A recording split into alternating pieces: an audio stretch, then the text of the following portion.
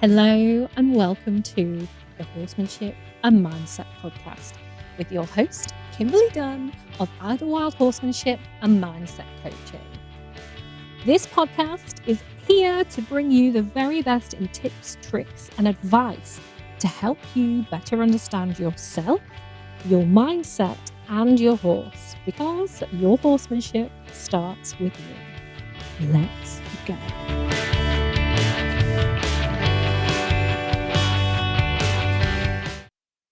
Hello, welcome back to another episode of the Horsemanship and Mindset podcast.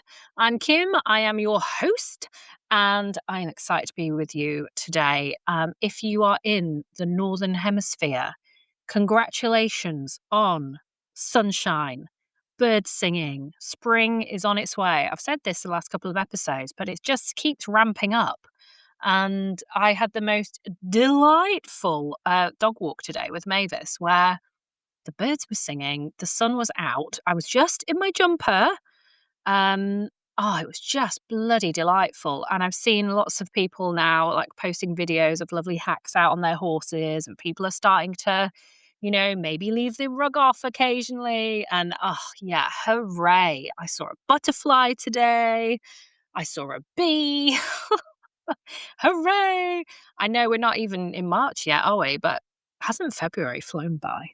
Anyway, I digress. So today's episode, today I want to talk about confrontation. So I had a good friend of mine experience something the other day, which was basically a ridiculous confrontation that came out of nowhere for her.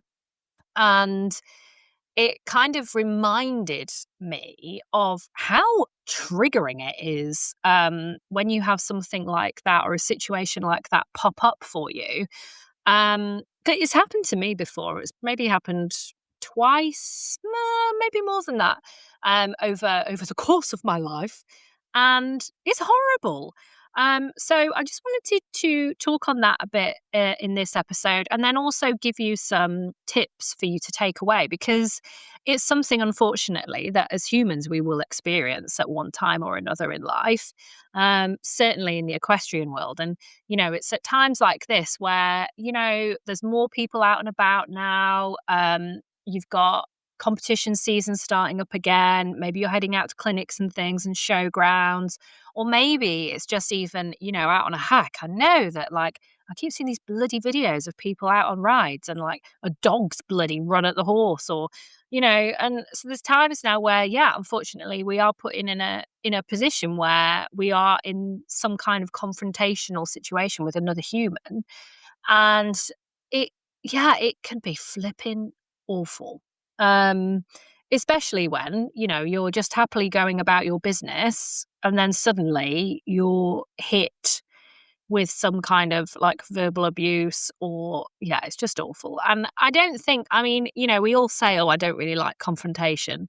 I don't really know anyone that does like confrontation. I guess if you do like confrontation, maybe you're a bit of an arse, but I don't know. Anyway, so my question to you is, have you ever had someone say something to you, either at the yard or at a show, and you've just had that horrible moment where your stomach drops and you're like, what?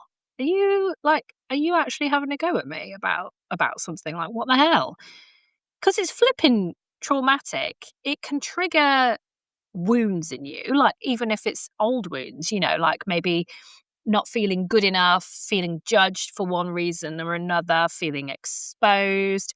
And especially if you have actually been working on confidence or building something up, or I don't know, say for instance, your horse has come to you and maybe they're a quote unquote problem horse, or they've had a really difficult time, whether that's, physically or kind of on the training side of things, and you've been working really hard on it, and then you go to a show and you're in the warm-up pen and someone's like, well, you control your horse, or someone has a go at you and you're like, flipping out, I've just spent the last year working on this and now you don't know anything and you're coming in and you're having a go at me. It's horrible. And so I like to share a couple of things that have happened to me. I'm trying to think So I've talked about this before. I'm not going to talk too much on this because it's an old story, but there was that situation with me where I had an old boss of mine that was flipping mental, and they had a go at me. That was kind of more of a gaslighty situation, but that was out of nowhere, and that was horrendous. And you're kind of cornered, and you got someone like literally shouting at you. Um, or there was another situation once where I was telling my friend about this the other day when she was telling me about her incident. I had been, it's not really horsey related because I was on my way to work for a dressage competition. So I was up super early. That's about as horsey related as it gets. But basically, where I lived at the time, I was living in a house share, and it was kind of in this really built up area. And I was back really late from work because we had been there where I was working. We were holding a dressage competition, and so we'd been prepping everything ready because it was quite a big one. And so I'd got back late. I was knackered. There was nowhere to park apart from over the road from me. And so I did some really quite skillful parallel parking. Um, and then in the morning, came out super early to get there ready for this dressage competition starting. And they had parked me, the family that lived in this house that I parked in front of had parked me in quite clearly on purpose. And so I had to get to work, and I was like, right, challenge accepted. And I spent probably about 10 minutes very, very carefully, like forward, backwards, like getting my way out of this bloody space that they parked me in. And I flipping did it. And I remember thinking, you buggers, I've done it. And, feeling very proud of myself. And ha ha ha, I did it. And I went off to work, got back again late in the evening, absolutely knackered because we'd been hosting this show. And there was a knock on the door, and it was this big bloke. I'm pretty sure his wife was there as well. I can't really remember. Anyway, and immediately he started shouting at me, telling me that I'd rammed his car. And I hadn't. I absolutely had not. Started shouting at me. And, as far as I'm concerned, totally out of nowhere. I've just got in from work. I'm really tired. And there's a man at my door shouting at me. It was awful. And in the end, I started off in, a bit of freeze mode, and then switched into, hang on, what is going on here? And I said to him, I was like, right, okay, well, show me. And and he showed me his car, and I don't know, at some point, this car, he's like, I don't know, their grill was like all bent in or something. And I said, like, if I'd have done that, you would have heard it. Everybody would have heard it. And my car would be marked. And there is not a mark on my car. Like, this wasn't me. Anyway, and it was very much one of those situations where he was trying to make out like I'd smashed his car. He wanted to claim on mine. It was all some big scam. But the way he was shouting at me was obviously it was aggressive, and it was a bit, for me, it was scary and traumatic. And I'm just stood there, taking it. And then eventually I'm like, hang on a minute, this is a load of rubbish. What's going on? And started defending myself a bit. We're in the middle of the street and these people are shouting at me. I actually remember now, I've only just remembered this. Later on that day, someone else came and knocked on my door, and it was one of my neighbours next to me. And they were like, look, we heard what happened, if you need anything, let us know, and because they are idiots and blah, blah, blah. Oh, it was horrible. Anyway, it all kind of came out in the wash because they tried to claim, and I had taken photos of my car immediately, and they didn't. They were just trying to scam me, and they didn't get away with it. So ha ha ha to them. But it was an awful situation. I felt very vulnerable. And it was quite, at the time, traumatic. But the thing is, when someone's shouting at you like that, you then start to question yourself. Like, did I do that and I didn't notice? It's so, I don't know. I can't really unless you've been through it, it's hard to describe.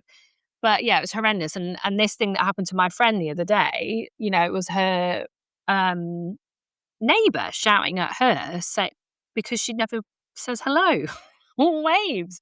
Again, totally random, bizarre, and totally ruined her day and was traumatic and horrible. Like, oh, anyway. So, you know what it's like at the yard. You know what it's like in the horse world. Things like that happen to us, and it's grim and it's triggering. And so I just want to dive into why it's so triggering. And particularly, obviously this is a podcast about horsemanship and horsey people. So let's have a look at this going on in the horse world. So why it hits so hard for us as equestrians when we're thinking about time with our horses is because, as far as we're concerned as equestrians, like, horses are our identity, they are our passion. And because of that, there's a great deal of vulnerability tied in. And I think when, as well, like, just coming back to the normal life side of things, when something happens and someone's, like, almost questioning your character as well. So if you think, like my friend with this, you never wave and you never say hello, it's almost like a question on your character, like you're a horrible person because you never wave. And it kind of like that makes you feel a little bit like, am I a horrible person?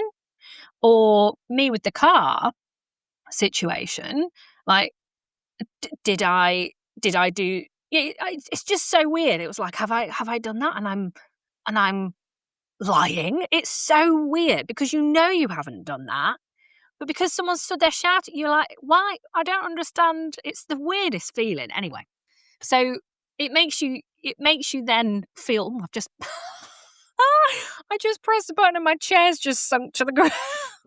Oh dear. Well, I'm just going to carry on because I don't know how to put it up while I'm still recording. That is very random. Sorry if you're listening. It just sounds very weird. But yeah, basically, I accidentally pressed the pedal on my chair, and my chair's just dropped to the ground.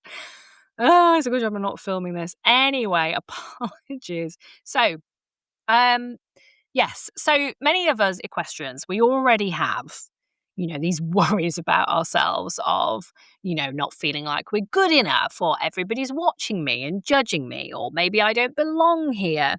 And the thing with confrontation, especially if it's come out of nowhere, is it triggers your survival mode. Of course it does, because someone is literally confronting you. And if you think to us, going back to those primal times of, we're out in a tribe, if someone starts a fight with you, you are potentially fighting for your life. So it brings up fight, flight, freeze, fawn, which is really common with us as women, at yards, which is basically so freeze and fawn are basically where you can't say anything. And that is always how I start out. If someone starts shouting at me, I'm always in freeze or fawn mode because I'm just like, what the hell is happening here? And it kind of just, I don't have that instant fight or instant flight. I very much kind of almost shut down. And I think it's pretty common in those situations. And my friend, when she was describing what happened with her, same thing. You just kind of like, what the hell? And you almost kind of, the fawn thing is kind of where you're just instantly trying to, kind of fix things and, like kind of like a people pleasy, like, oh, I'm so sorry. Oh, that kind of energy, that just trying to very quickly smooth things over and make it all right. Whereas freeze is more kind of you just not doing or saying anything, which is all that I always start out that way. And then I kind of start to relax a bit and then get into, hang on a minute, this isn't okay.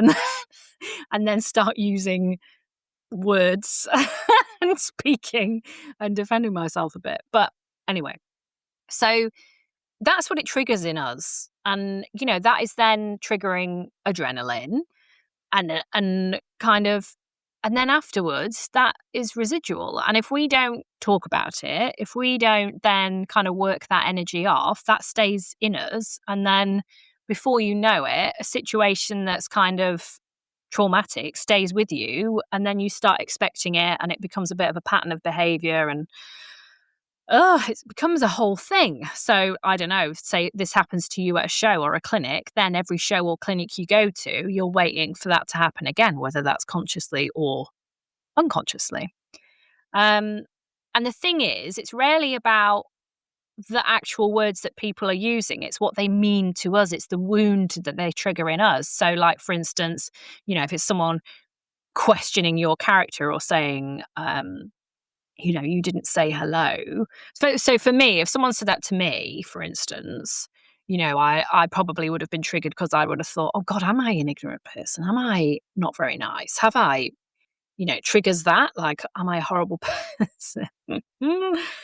Oh, it's all good fun, isn't it? Anyway, so I'm going to give you now some tools that you can use because, whether we like it or not, as we venture along through the horsey world and get out and about, or we're at a livery yard, it's going to happen.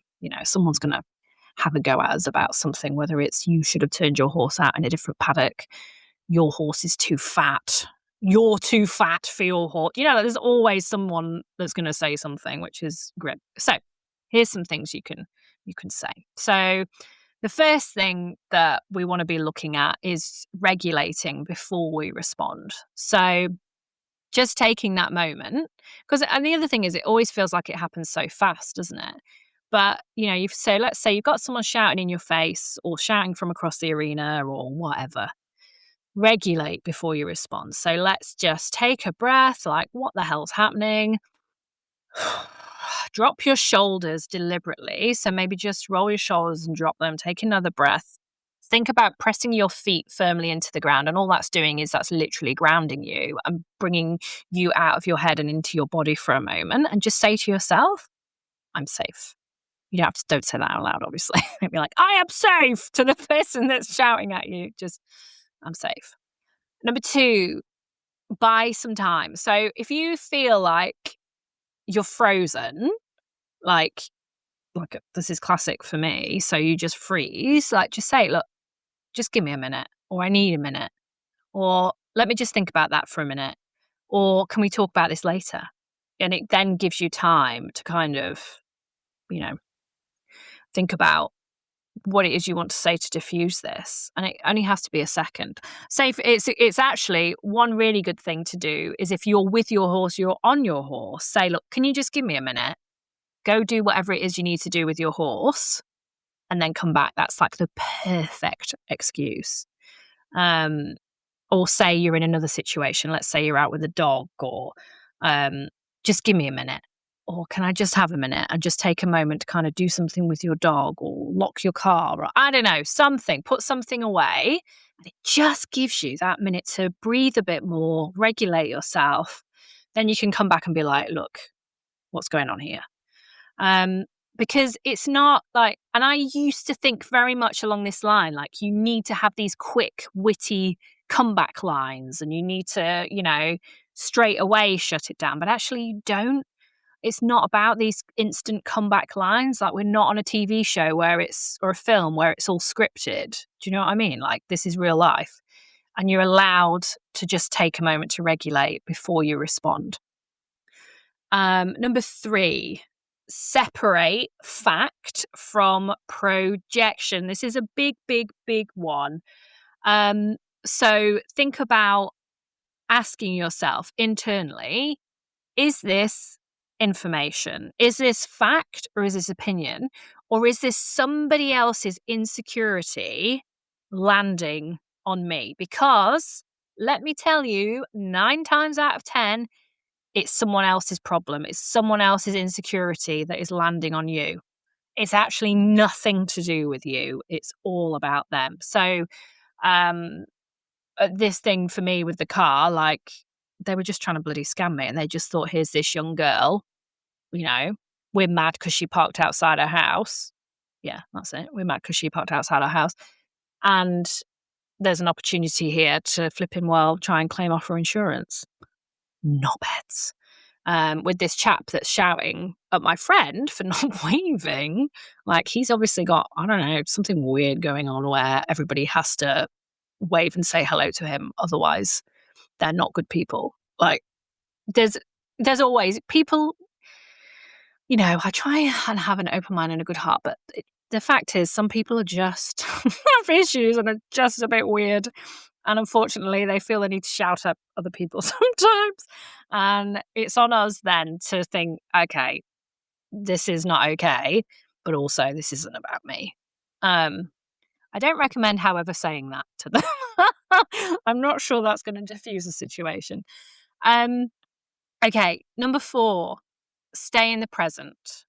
Again, this is about kind of more regulating. So just take a moment, look around you, name in your head, again, not out loud, like 3 physical things you can see. And then it stops you spiraling in that moment. It brings you back to the present. So I don't know, like, say, for instance, someone's having a go at me now. I'm just going to take a moment. I can see my plant. I can see my laptop. I can see my mug of tea. Okay. And then talk. Number 5, if you need to leave, leave. Walking away from a situation does not mean you have lost, quote unquote, because this is not about being, this is not win or lose. It's choosing self-respect. Like, you don't need to hang around to argue with someone that is just clearly there to have a go and nothing else. You don't have to do that. You don't have to try and reason with someone who doesn't want to reason with you, So it's okay to walk away. And again, you can just say, do you know what? We'll talk about this another time. Today's not the day for me. You don't have to engage if you don't want to. And that is choosing self-respect. That's not thinking about winning or losing. You're just choosing your peace and your self-respect. Now. What I want to get into now is the after the incident, because the chances are, if you've had something like this happen, if you've had it happen to you, you know how much it can affect you. If you haven't, please bear this in mind, because it's afterwards how to move on and let go from it that's going to make the difference. Because if we're not careful, we can let incidents like these traumatize us, and then before we know it, you're looking over your shoulder all the time. You're thinking, you start to get paranoid about going to the yard. You start to worry about shows or clinics, because what if that person's there, or what if somebody else says that thing? Which is perfectly natural and normal, because that's just your brain, that's just your subconscious, the primal part of your brain that wants to keep you safe, because it's happened once, so it might happen again. Totally normal. Doesn't mean you're a wimp. Doesn't mean you've lost. Doesn't mean you've let them win.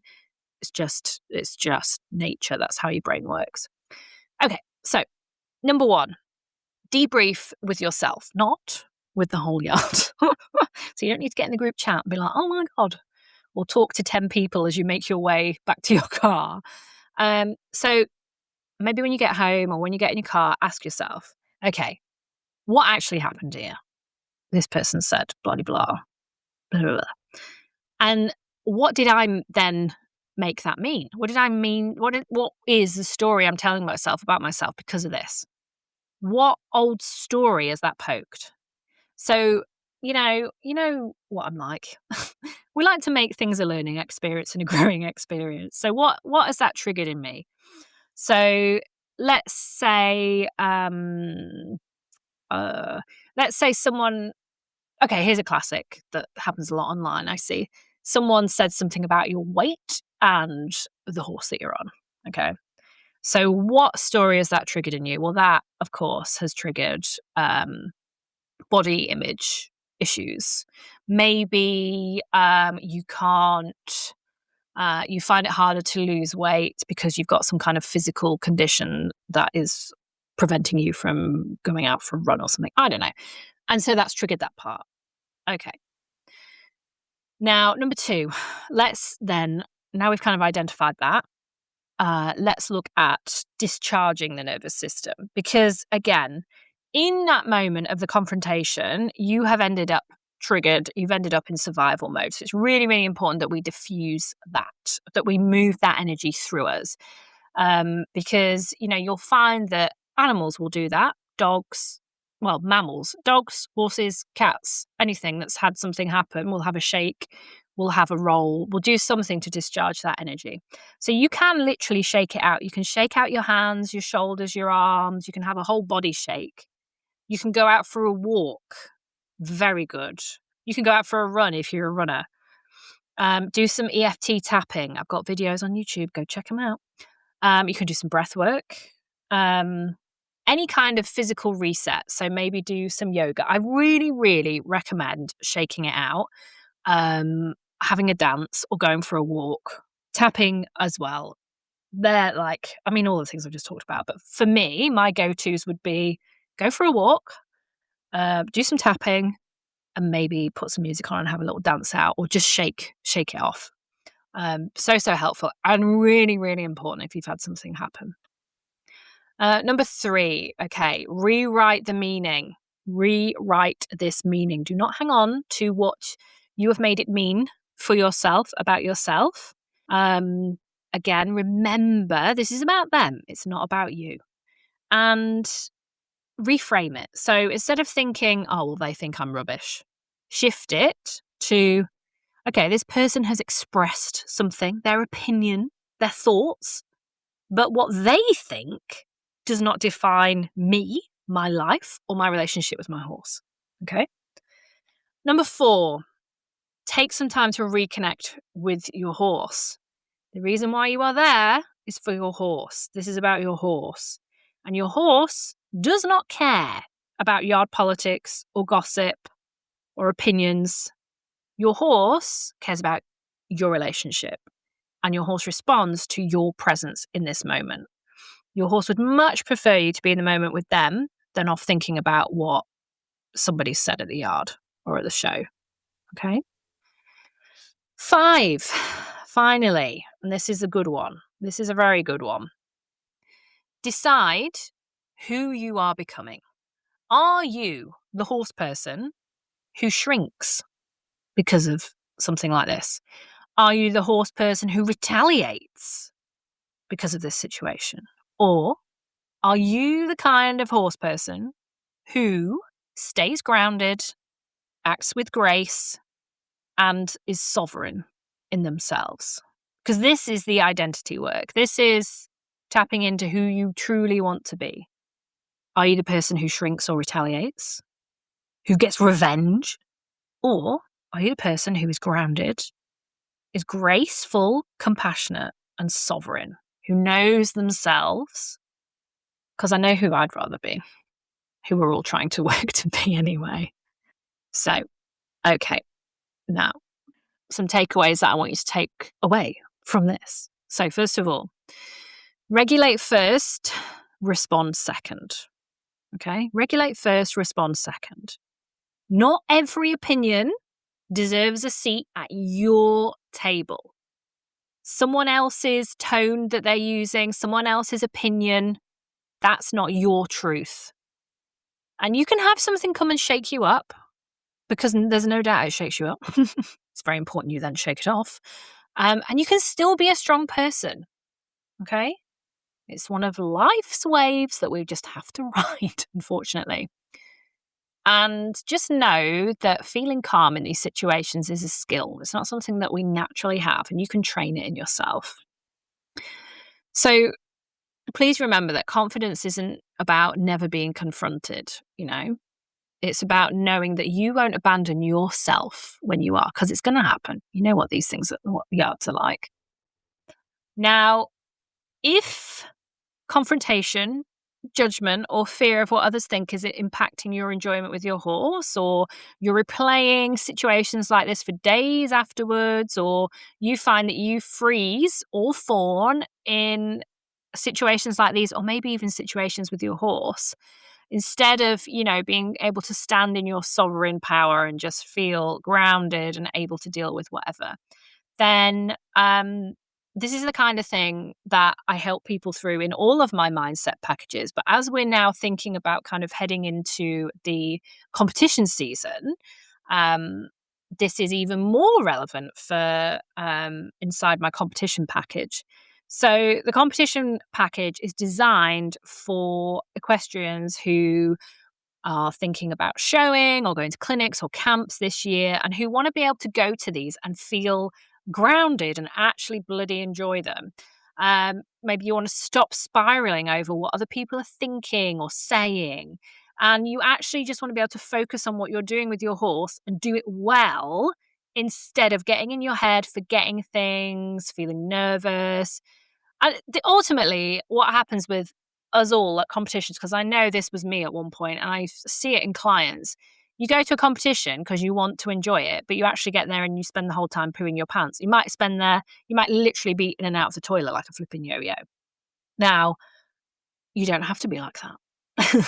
You could do the competition package, and in there you will get nervous system regulation tools that you take away with you and learn and can use forever. We'll be doing hypnotherapy to help you rewire any triggers, so things like judgment, um, you know, nerves about falling, any of that stuff. Identity work around becoming an unshakable uh, rider at these things, and you will leave with show preparation mindset frameworks, a bunch of audios that you can use at the shows or before the shows. You'll also get a written competition plan as well. Now, it's really important that you remember this isn't about arrogance. This isn't about going in like, yes, I am the winner. I'm going to win everything. I'm amazing.